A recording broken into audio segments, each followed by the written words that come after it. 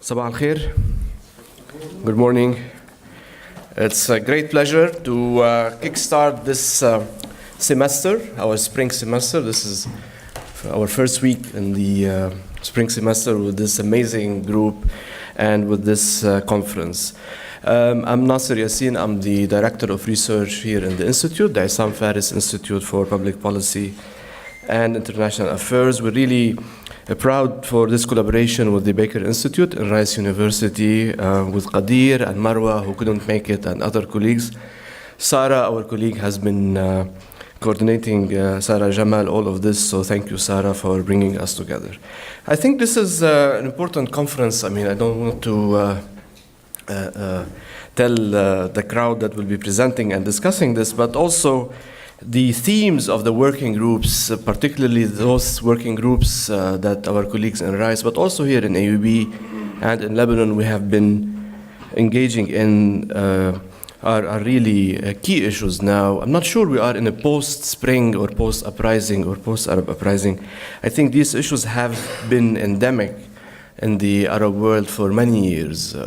When we talk about political inclusion, economic inclusion, religious inclusion, minority inclusion, I think these issues have been with us for more than 50 years, and perhaps they become more evident and visible as we moved in the Arab uprising and we saw the mobilization of groups and communities. But I think it's good that we keep this in mind, that those are not new to our region or to the countries of the Arab world. I'll throw in a few numbers because, when I was reading the concept note last night, there are a few issues that came to mind, when in this concept note. Particularly that the conference wants to engage in an intellectual discussion around these issues, but also the policy prescription. I'm not so keen on the prescription. I think policy ideas, perhaps, or inform policymakers and decision makers. But I want to put in, a few points. I've been interested in statistics and facts for the past few years, and I want to put these for us, all of us, to engage with as we move into our conference. Currently, youth unemployment is has been the highest in the world. Youth unemployment in the Arab world has been the highest for 25 years. This is, one exceptional element in the Arab world, having the highest youth unemployment in the world. We have the lowest female labor force participation in the world, lowest rates of female labor force participation. Move to displacement. Half of the world refugees at the moment come from the Arab world. 18 million Arabs are displaced in their own countries. Let me go into democracy as one of the subjects of discussion and political inclusion. The latest Economist Democracy Index states that 14 out of the 20 Arab countries are authoritarian in their regimes. And the Arab world scores the lowest in this democracy index among all the regions of the world. If you want to go further, I have a lot of statistics. I'm not going to take the stage to tell all those statistics, but currently, most of the active wars in the world happen in the region, with the civilian death highest last year in 3 places only, in Iraq, Syria, and Yemen. This is the highest in the world.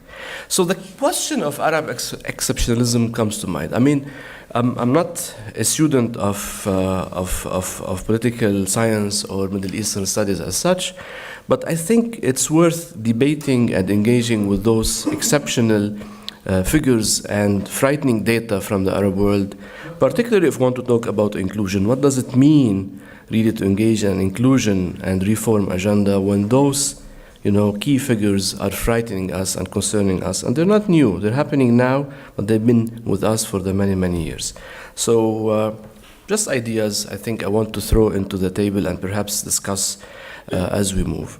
So again, I guess this is one of the most exciting conferences we've been doing this semester. We're very glad that people came from the US, from Europe, and from the region. And I look forward to listening and debating and discussing all those great ideas. I want to move now to my friend and colleague Kadir from Rice University, who will also say a few words and then introduce our honorable and guest speaker, Mr. Brahimi. Please. Thank you. I want to thank you all for being here. It's so exciting to see all these people in terms of both participants and the audience. We have a group grade of scholars and policy experts here with us today and tomorrow, and very much looking forward to these panels. And I have to say, I feel privileged to be in the company of so many good scholars here, policy experts, important figures. So I hope you all are as excited as I am.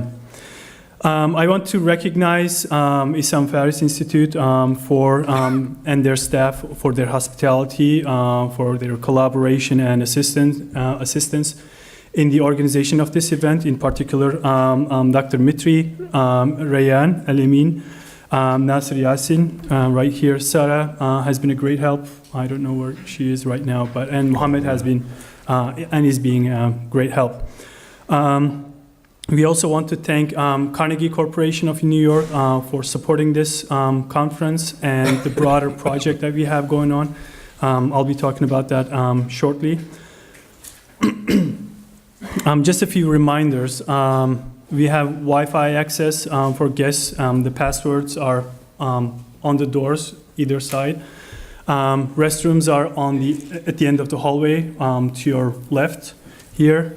We'll be having lunch on the 5th floor, on the top floor, and then for panel participants, there might be some interview requests from IFI here. So if you can, if your schedule allows, if you want to do those, feel free to do them. I think there is a room that's arranged for that, so you may be approached. Before I invite the Honorable Ambassador Lakhdar Brahimi for his keynote address, I would like to talk briefly about the Baker Institute for Public Policy and the broader project that we have going on. This conference is part of this project. Founded in 1993 by Ambassador Ed Jerejian, and in the name of former Secretary of State James Baker, Rice University's Baker Institute for Public Policy has established itself as one of the premier think tanks in the world, nonpartisan public policy institutions in the world. In the rankings that just came out for 2017, the Institute is ranked number 3 in the world in terms of university-based think tanks. And in terms of its energy program, it's the best in the world. It's number 1 ranked. So we're very happy to be well received globally, despite the fact that this is only the 25th year of the Institute. 2018 is the 25th anniversary. The Institute has a strong track record of achievement based on the work of its endowed fellows, faculty members at Rice University and its staff. Our commitment is to our comparative advantage, which enables us to lend a respected voice to key domestic and foreign policy issues. Our key research programs include energy, the Middle East, health, Mexico studies, and innovation and entrepreneurship, which was established the past year.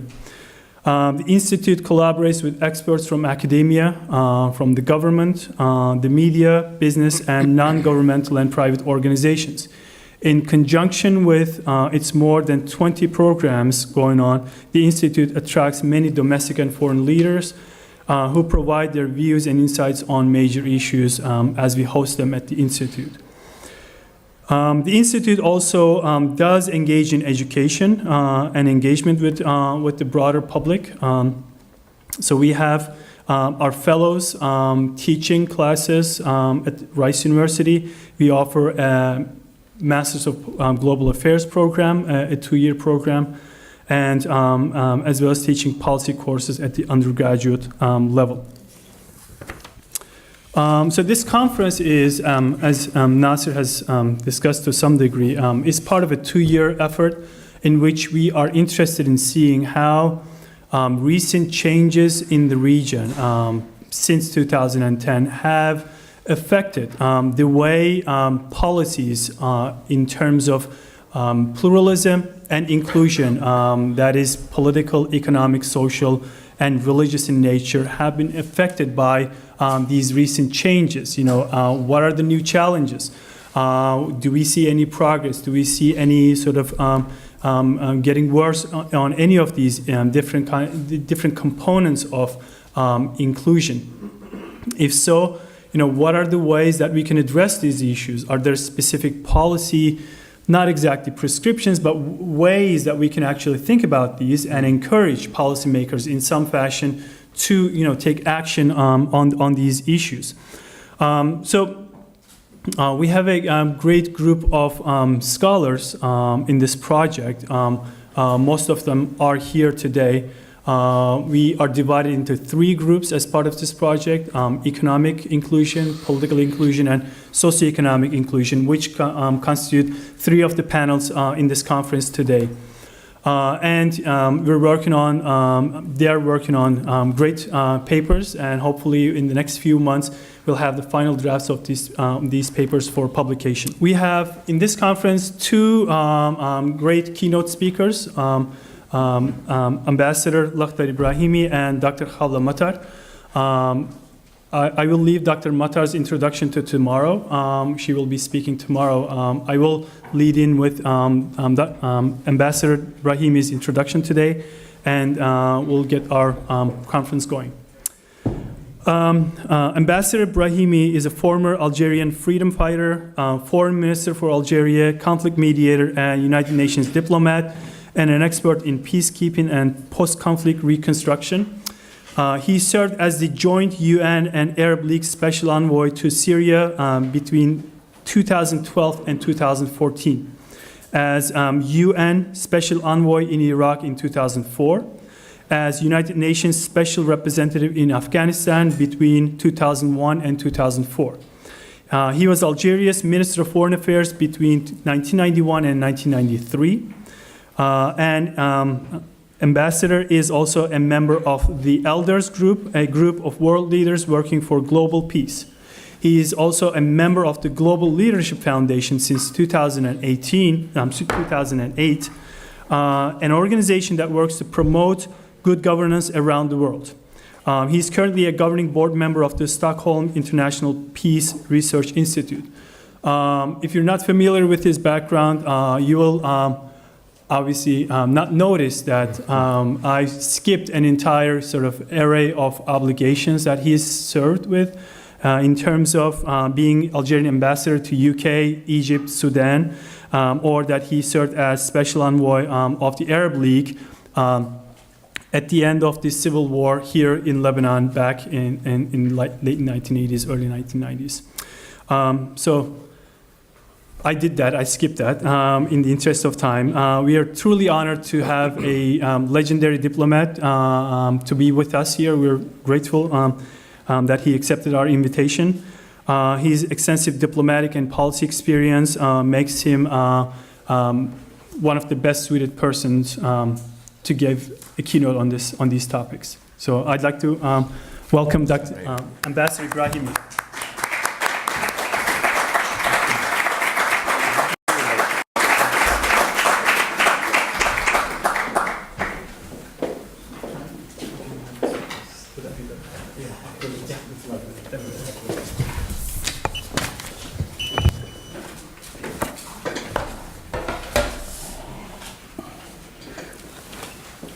Good morning, ladies and gentlemen. Thank you very, very much indeed for inviting me. I'm grateful to Ambassador Cherigian for this really big honor of being with you today.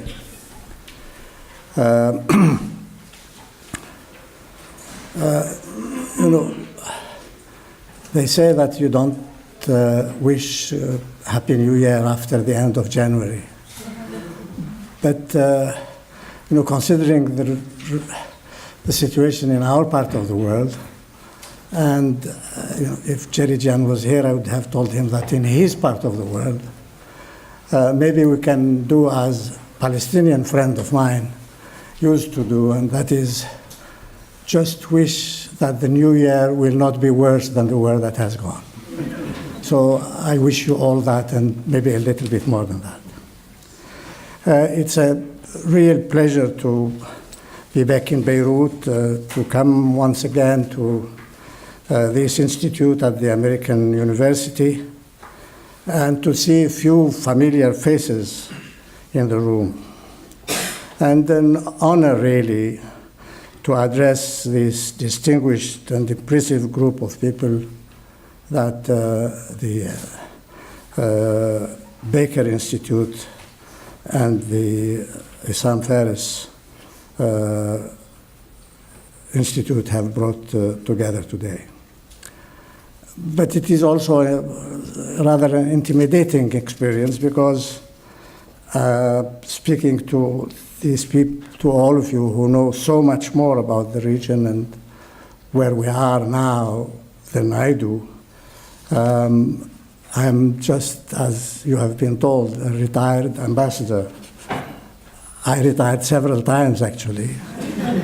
But I think, after the sad experience in Syria, it's really the last time. And probably I can say, like Mandela, when he created our group, the Elders, and he told us that he was retiring even from retirement.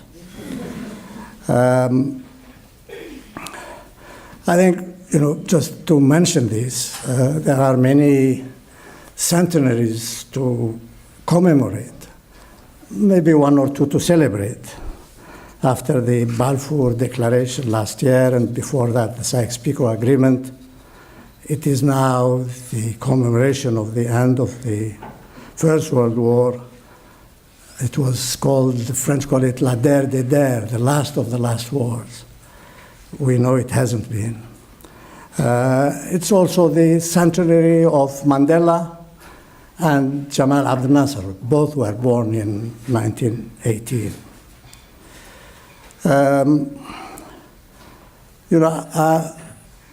I met Jerry Jan for the first time in Damascus in '89 when I was trying to help a little bit here in Lebanon. And in those days, we used to land in Damascus to go to Beirut because the airport in Beirut was closed. And I'm sure that if anybody asked us, Jerijan and I, in those days, whether one day the airport of Damascus will be closed and that people to go to Damascus will have to land in Beirut, we would have said definitely and firmly that this is impossible. It's not going to happen. It has happened. The Syrian people have been the victims of crying injustice during the past 7 years. Many parties are responsible for the untold sufferings inflicted upon them. And I really wonder if one day the perpetrators will be held accountable for their crimes. Back in the 60s, as you've heard, I was ambassador in Cairo. That's a long time for a lot of the young people here, a long time ago for a lot of the young people here. I know that once in New York, I overheard two diplomats saying that I was ambassador in the days of Kennedy. So that's a long time ago for a lot of people. That this is a fact. So in the 60s, I was ambassador in Cairo, and if somebody had told me then that in my lifetime, Egyptian Christians would be murdered in their churches by fellow Egyptians, I would not have believed them. And if someone had told me that Iraqis and Syrians, together with others from other countries in the near and the far region, would be destroying unique ancient documents classified as part of the world heritage, I would not have believed them. And if anyone had told me that in Iraq, in Syria, and Libya, slave markets would be resurrected in this day and age, I would not have believed them either. Murdering Christians, or indeed anybody else, in Egypt or elsewhere, destroying monuments in Syria and Iraq or elsewhere, creating markets where human beings are bought and sold, is not only intolerable. It is, for me personally, a source of deep and acute anger, and also embarrassment and shame.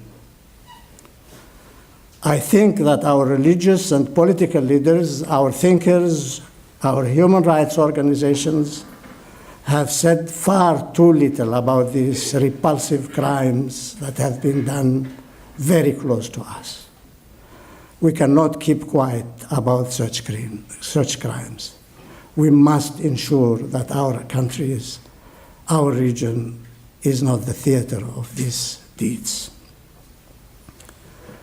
As your guest this morning, ladies and gentlemen, I can neither give a comprehensive explanation to our multiple tragedies, nor even less offer a prescription to cure our ills.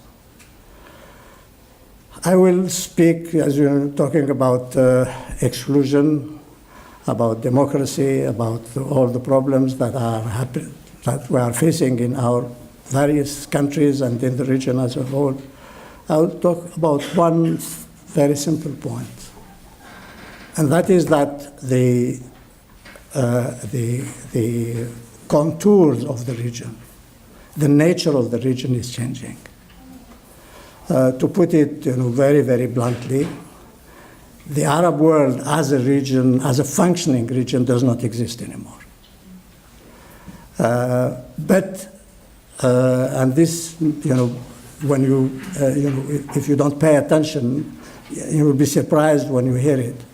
The national borders have been much more resilient than the outer borders of the Arab region.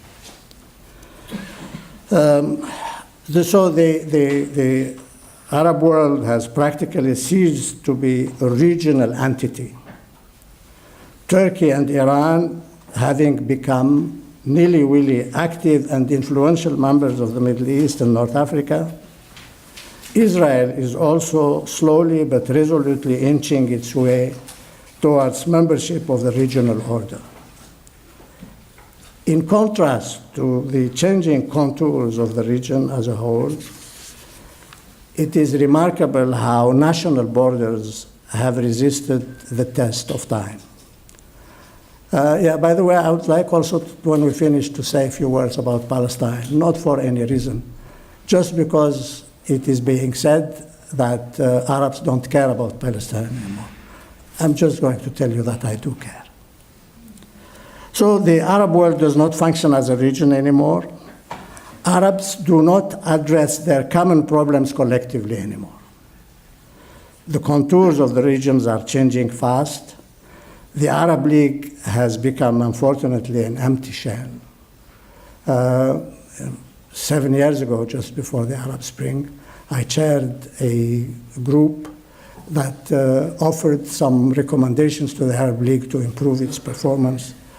The Arab foreign ministers immediately welcomed our recommendations and put them in a drawer and forgot about them until now.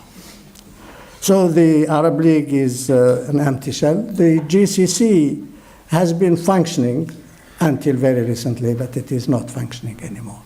How long is it going to last? I don't know. The invasion of Iraq by the United States destroyed the Iraqi state in 2003 and its armed forces, and caused a serious destabilization, not only of Iraq alone, but of the entire region. The invasion also literally handed over near total control of Iraq to the Islamic Republic of Iran. As a result, Iran, who has always seen itself quite legitimately as a major regional power in the Middle East, now sees itself as the most important country in the region and demands to be treated as such. This has led to fundamental changes in the attitude of Iran towards its neighbors and in the perception of Iran by those neighbors. In Syria, regional governments aligned against the Assad regime in the 2011, 12, 13, 14. And their Western supporters adopted the view, the very strange view, that in Syria, I quote, Iran was part of the problem and could not be part of the solution. On behalf of this alliance of few Arab countries and Western governments, the United States made sure that at the second international conference in Syria in January 2014, it was organized in Montreux, January 2014, countries like Argentina, Australia, the Vatican, the Benelux countries were among the 40-odd countries that were invited, but not Iran. The result of these policies of these Arab countries and their allies is very plain for us to see. Iran has more influence today in Iraq than the United States, and Iran has more influence in Syria than Russia does. So for a country that is part of the problem and cannot be part of the solution, you see where we are. And leaders of the revolutionary guards in Iran and some of the Iranian media, I'm sure you know this better than I do, have repeatedly boasted that now controls several Arab countries. And the efforts to work out solution for the Syrian tragedy are run by Iran and Russia, with some participation, but with no participation at all by any Arab country. Turkey, on the other hand, has been rejected by Europe and seems resigned, perhaps quite happy, as a matter of fact, as far as some leaders are concerned, to be a full-fledged Middle Eastern state. It now has military bases in Qatar, Somalia, and Sudan, and sees a role for itself in maintaining peace and security in the Red Sea, no less than that. In Syria, Turkey is working hard to secure for itself an equal position with Iran and Russia, which it doesn't have for the moment, in the management of the very complicated peace efforts in Astana and Sochi. And last but not least, Israel is not the isolated state it used to be in the region. Contrary to its Arab neighbors, and this also you know much better than I do, Israel is an impressive success with a flourishing economy, a refined culture, a strong nuclearized army, and a world-class modern technology. The United States undertook to make Israel stronger than all Arab countries put together, and they have succeeded. And today, with total impunity, Israeli jet planes regularly bomb targets in Syria, apparently to prevent Iranian weapons from getting to Hezbollah in Lebanon. It is ironic, maybe it isn't, I don't know, that some Arab countries have now more contacts with Israel than they do with their direct Arab neighbors. No wonder that Mr. Lieberman says his country now will address the Palestinian question only after its relations have been normalized with all Arab countries.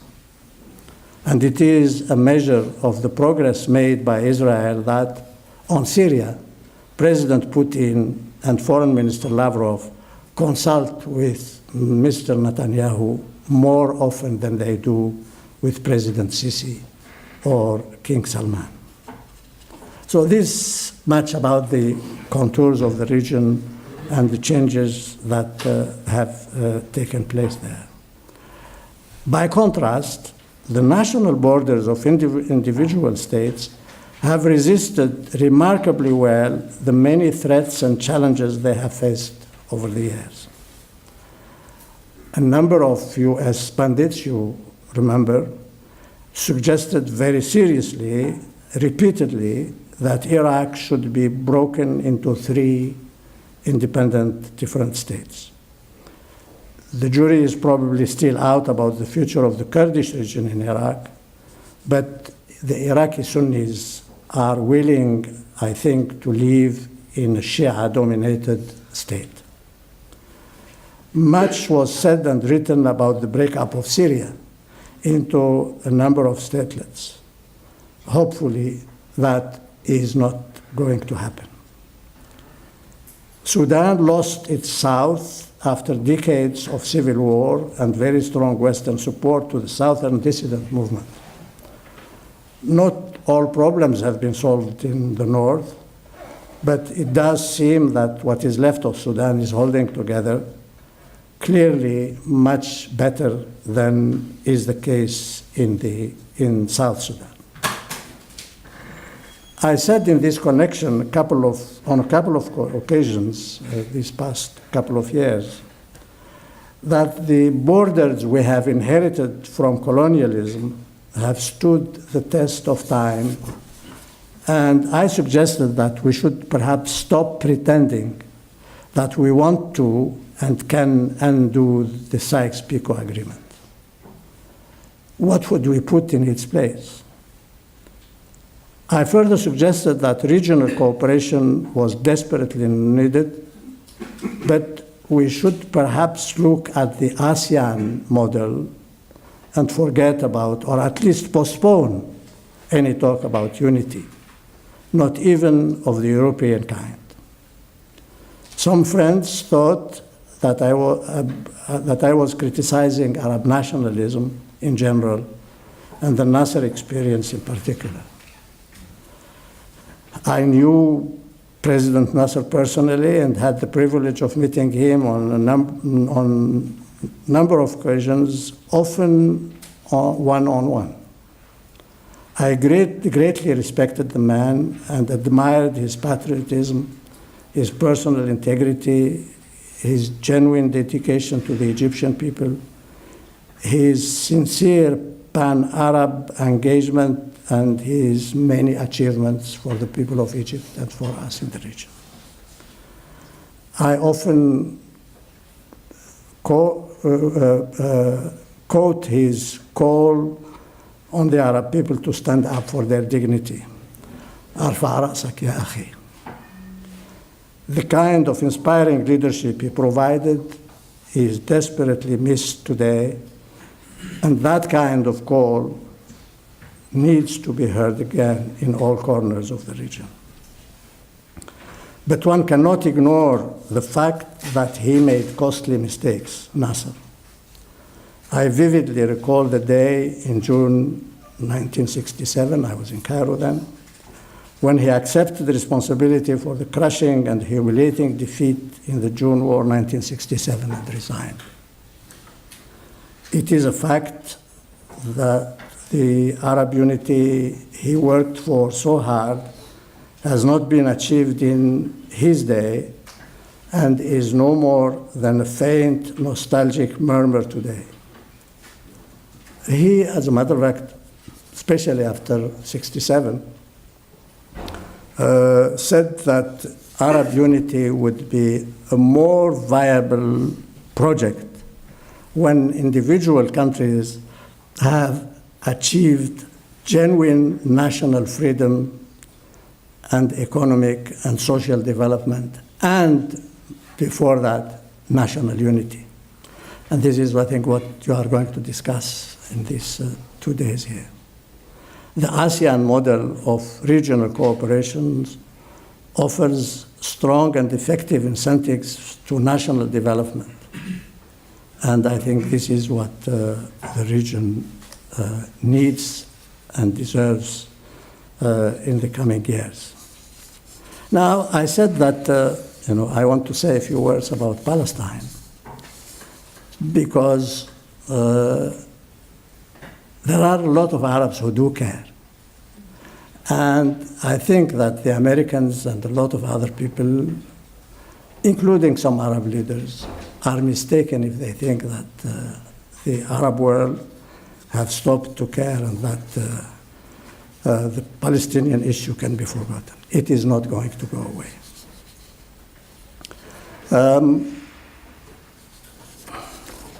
Let me say that I fully share the view that on the day when President Trump made his announcement on Jerusalem, he has eliminated the United States as a mediator between Israel and the Palestinians for at least the duration of his and his vice president term or terms. Not alone, and not as a member of a group of countries, because it has been suggested that, yes, the United States cannot mediate alone, but perhaps as a member of a group of countries they can. I think they cannot. And this, by the way, is a good opportunity to get rid of the quartet that has been totally useless.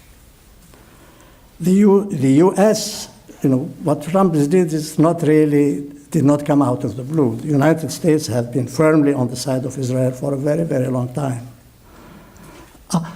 Aaron Miller, who was the number 2 to mediator Dennis Ross during the Clinton presidency, once said on TV something to the effect that their understanding of mediation consisted of going to the Israelis and asking them what is it that they wanted, and then trying to get it for them. That is how, under Clinton, the Americans understood mediation. I said several times in the past few years that the US were not lying to us, you see. I think they have been very frank and very candid with us. They always say, honestly, I remember Perry saying this in Cairo, we are working to make absolutely certain that Israel remains stronger than all the Arabs put together. They have never hidden this from us. Many senior officials and even presidents said that there was no light, there's no light between the position of Israel and the United States. I remember a short interview by Dr. Kissinger, shorter than, Dr. Kissinger generally doesn't give short interviews, but that was very short. In 1982 I think it was December, to The Economist. I'm sure you can find it if you want to look it up. In which he criticized, Dr. Kissinger criticized very, very strongly the Reagan Initiative, September 1982. That's after the invasion of Lebanon. And Dr. Kissinger said that as far as the substance of the initiative was concerned, there is nothing to say. It is very, very much within the parameters of US bipartisan policy on the Middle East. What was unacceptable to him was that on that particular occasion, the Reagan administration did not seek prior agreement from the Israeli government. And that, Dr. Kissinger said, should never happen again. And it did not, except perhaps on 2 occasions. One was when President Bush, the father, I think, refused to give a loan to Israel because something that he wanted from them. And the second thing was when Obama, the last few days in January of last year, just didn't veto a resolution in the Security Council that said that settlements in the West Bank were illegal in international law. President Trump was really insulting all of us, and not only the Palestinians, when he appointed his bankruptcy lawyer and friend, David Friedman, a settler activist, somebody who was working to take land from the Palestinians, as ambassador to Israel. Friedman knows absolutely nothing about Palestinians or the region. And he has a very clear and extremist agenda. For him, the order of the day is let Israelis settle every inch of the land and push the Palestinians to immigrate, preferably not to the United States, of course. Then, Jordan is Palestine, isn't it?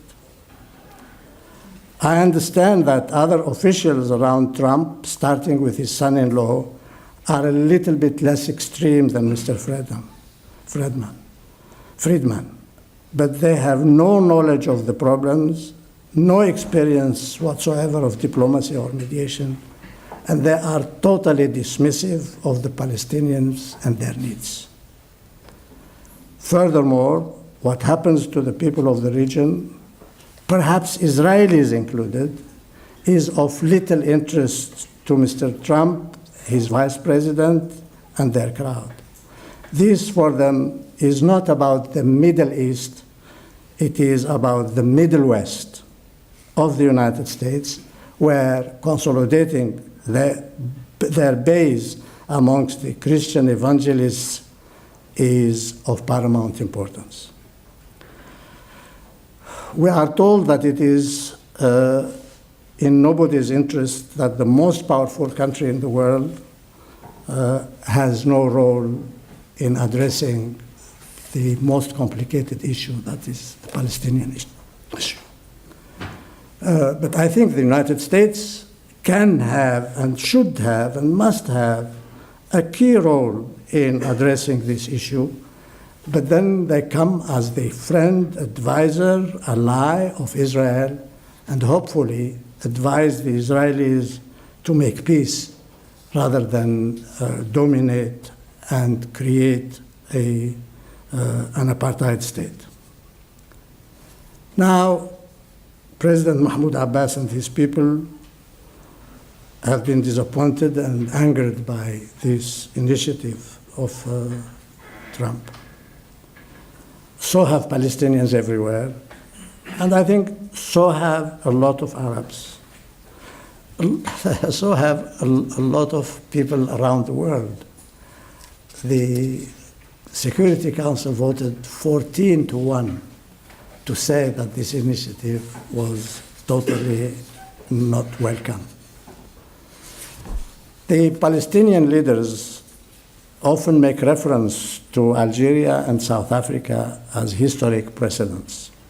In 1956, an Algerian personality who was known as pro-French simply could not accept to see what the French were doing in his country. He resigned from the French Parliament, where he was a member, and made a very, very short statement. Today, he said, I am rejoining my people. So I think that is what Abu Mazen should do. He shouldn't talk to the foreigners anymore. Perhaps to start with, not even to the Arabs. Talk to the Palestinians and get the support and the respect of the Palestinians. In 1948, the black community in South Africa suffered at the same time as the Palestinians their Nakba. That is when apartheid was instituted as the regime in South Africa. They didn't give up, and they won at the end of the day.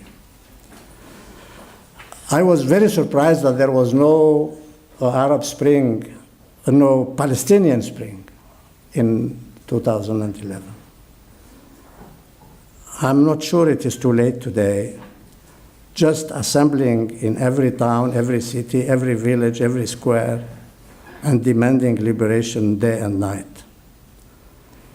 There are many ways to organize peaceful resistance, and the decisive action which made France accept to finish negotiations with us in Algeria was not any battle that we won in the military field.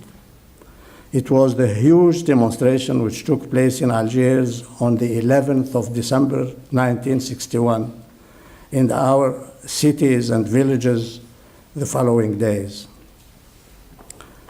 BDS is an excellent idea, but boycott in South Africa was not left to NGOs. It was a main activity of the ANC, and it took a very, very, very long time to take roots. Boycott has to be extremely smart. Neither the Algerian nor the South African boycotted the Algerians and the South Africans did not boycott intellectuals and artists who were against colonial domination in Algeria or against apartheid in regime. Does the boycott of Daniel Barenboim, the friend of the late Edward Said, make sense? Would boycotting Yuri Avnery, a friend and frequent visitor to Yasser Arafat in Tunis, Gaza, Jericho, and Ramallah, serve the interests of liberation and peace? The smarter BDS will be, the more support it will gain outside Palestine, in Israel itself, in the Arab world, and further afield. Of course, the Palestinians today are well behind Israel in the struggle to win international support. Incredibly, France was ahead of the United States in making boycotting Israel a crime. The US are, of course, catching up very fast. Legislation in a large number of states is already enacted, and the federal law prepared by AIPAC is already in the works in Washington.